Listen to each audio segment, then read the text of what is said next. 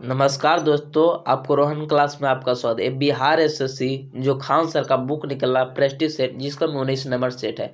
चलते हैं इसको हमें साइंस डिस्कशन करवाते हैं। चलेगा, इसको हमें साइंस डिस्कशन कराएंगे। इससे पहले जीके हम करवा चुके हैं। चलते हैं डिटेल सोल्यूशन देखते हैं। देखिएगा,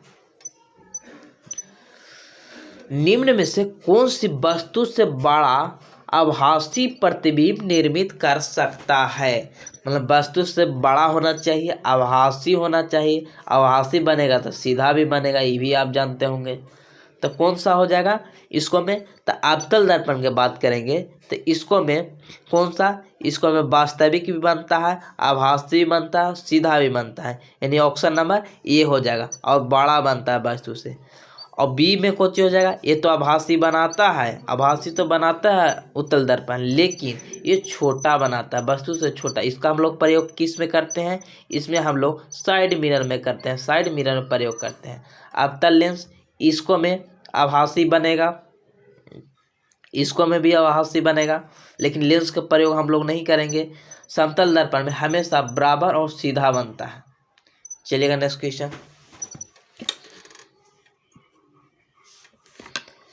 वायुमंडल में कार्बन डाइऑक्साइड की सांद्रता लगभग होती है, कितना होती है, 0.03 होती है। इसको याद रखिएगा। अंकुरन के समय बीज का कौन सा भाग जड़ का निर्माण करता है। जब अंकुरन होती है तो ऐसी होती है, इसको में जो नीचे वाला रहती है वे मूलांकुरन होते हैं, मूलांकुरन होती है। और प्रांकुरन होती है जो ऊपरी शीर्ष वाला भाग को विभाजित करती है। और बीज पत्र, ये दो होती है बीज पत्र। और दलपुंज ये फूल में पाई जाती है। रैम किस प्रकार की संग्रहण मेमोरी है। ये प्राथमिक है। प्राथमिक उससे कहते हैं जिसको जरूरी चलाने के लिए है, जिससे सॉफ्टवेयर, जिससे में एमएस वर्ड, ये सब है जो आपको जरूरी है। एंड्रॉइड हो गया, ये सब क्या हो गया, जरूरी है, नहीं रहेगा तो नहीं चलेगा, प्राथमिक हो जाएगा। रैम हो गया, रोम हो गया। चलेगा नेक्स्ट क्वेश्चन। अष्टक नियम किसने प्रतिपादन किया था। अष्टक नियम ये न्यूलैंड ने दिया था। कहा था कि जब पहला तत्व है वो 8वां के बराबर हो जाएगा। ये न्यूलैंड के नियम था। और इनका नियम कैल्शियम तक ही लागू था, कैल्शियम तक लागू हुआ था। इनका प्रेडिक्टेबल थोरियम तक था। डोब्रेनर की बात करें, ये त्रिक नियम दिए थे। और लोथर मेयर की बात करें, ये आयतन के अनुसार सजाए थे। और मेडलिफ ने ये द्रव्यमान के आधार पर सजाए थे। चलिएगा नेक्स्ट क्वेश्चन। किन कार्बनिक यौगिक के नाम पर प्रत्यय अल जोड़ा जाता है, एल जोड़ा जाता है। किसको में जोड़ा जाता है, ये एल्डिहाइड में जोड़ा जाता है। एल्डिहाइड में अल, जिसे मिथेनल लिखते हैं, मिथेनल लिखेंगे, मिथेनल होगा। एल्कोहल में कुछ जोड़ते हैं, ओ एल जोड़ते हैं, ओ एल एल्कोहल में, जैसे मिथाइल एल्कोहल हो गया तो अल ओ एल जोड़ते हैं। एल्कीन में ई एन जोड़ते हैं, लास्ट में ई एन जोड़ते हैं। और एल्काइन में वाई एन ई जोड़ते हैं। चलिए नेक्स्ट क्वेश्चन। प्रत्यक्ष मतलब लास्ट में जुटने वाली शब्द होती है। शरीर में तिल्ली कहाँ पाई जाती है। ये अमाशय में पाई जाती है। अमाशय तिल्ली को ही आरबीसी का कब्रिस्तान कहा जाता है। यकृत में ये पित्त का स्राव होता है और पित्ताशय में जाकर जमा होता है। बड़ी आंत में ये पानी का शोषण करता है। छोटी आंत में पूर्ण पाचन होती है। प्रकाश के 7 घटकों रंगों के ऊपर किरणन की घटना की खोज 1666 ईस्वी द्वारा की गई थी। कौन 1666 ईस्वी में किसने किया था। परिकर्णन मतलब होता है रंग में विभक्त होना, माने क्षय होना। तो किसने, न्यूटन ने किया था। मेडलिफ ने तभी बताएं, आर्किमिडीज ने एक का किया था। ये डूबने तैरने का बात करेगा तो आर्किमिडीज मार दीजिएगा। और अनुवंशिक के पिता मेडलिफ को कहा जाता है। गेर्गर मेडल को कहा जाता है। अब मेडल चलेगा। नेक्स्ट क्वेश्चन, वह पार्ट जो डिजिटल उपकरणों में से डेटा हस्तांतरित के लिए एक प्रोटोकॉल है, किस रूप से जाना जाता है? यूएसबी जाना जाता है, यूएसबी जाना जाता है। जब एक उपकरणों से दूसरे उपकरण में ट्रांसफर किया जाता है कोई फाइल, उससे यूएसबी कहा जाता है।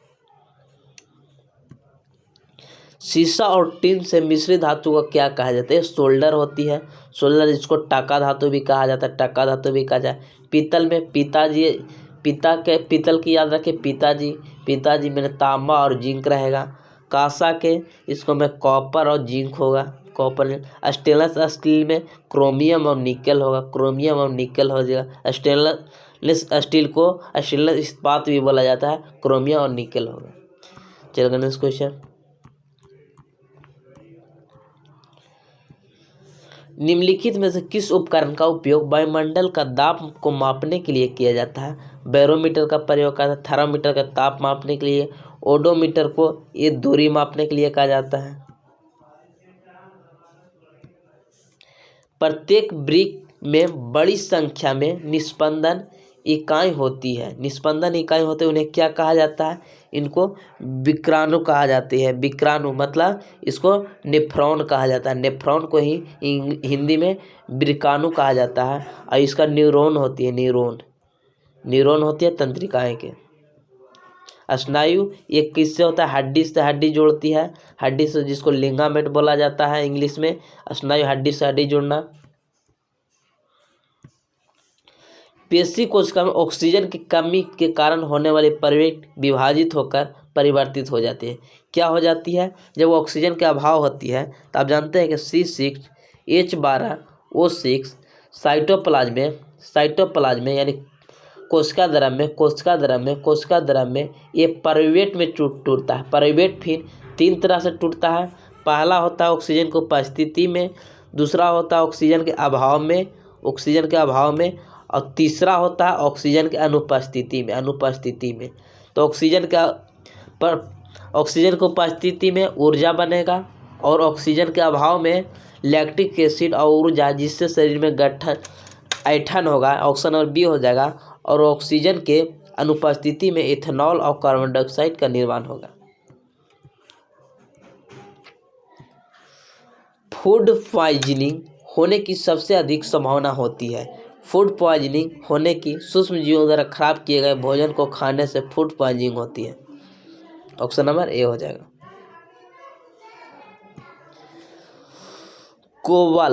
कोवल का पूर्ण रूप है यानी common business oriented language. Option number D हो जाएगा। ये उच्च स्तरीय भाषा है जो बिजनेस में यानी व्यवसाय में हम लोग यूज करते हैं। मीना माता कन्वेक्शन के किस भारी धातु को सर्जन पर ध्यान देते हुए 2013 में जापान में एक आयोजित किया गया था? तो देखिएगा, इससे पुराना क्वेश्चन, इससे कोई दिक्कत नहीं है। मीना माता ये किसके कारण होती है? पारा के अधिकता से होती है मीना माता। ऐसे रखिए कि एक मीना लड़की थी, वो अपना माता को मुड गरमा दी, तब ना कहता कि पारा हमको नहीं गरमाओ। तो मीना माता पारा के अधिकता से होती है। और एक होता है इटाई कैवेंडियम के कमी से होती है। निम्नलिखित में से कौन सा रासायनिक गैस ग्रीन हाउस प्रवाह उत्पन्न होने के लिए उत्तरदायी है? ग्रीन हाउस में कौन कौन? O2 पहले नहीं होगा, O2 इसको में ख़त्म हो गया। SO2 ये अम्ल वर्षा के लिए होती है, ये भी ख़त्म हो गया। ये बच्चा कौन? ऑप्शन नंबर डी, इसको में ग्रीन हाउस के लिए जलवाष्प CO2 NO2 Na2 N2O हो जाएगा। नाइट्रस ऑक्साइड और मीथेन CH4 हो जाएगा।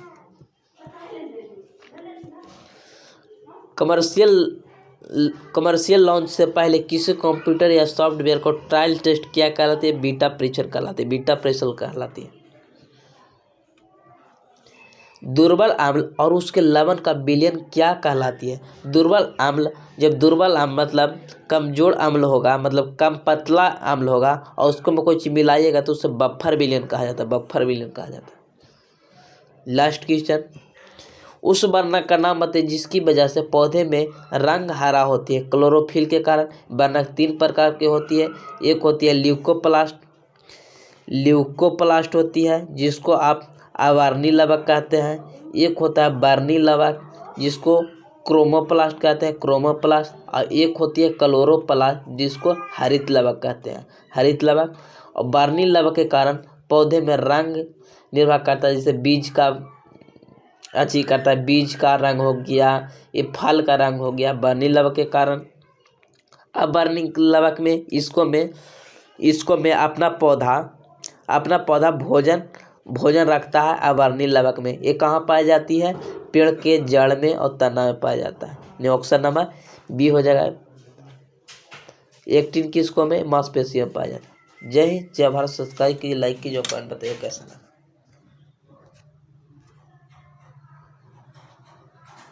नमस्कार दोस्तों, आपको रोहन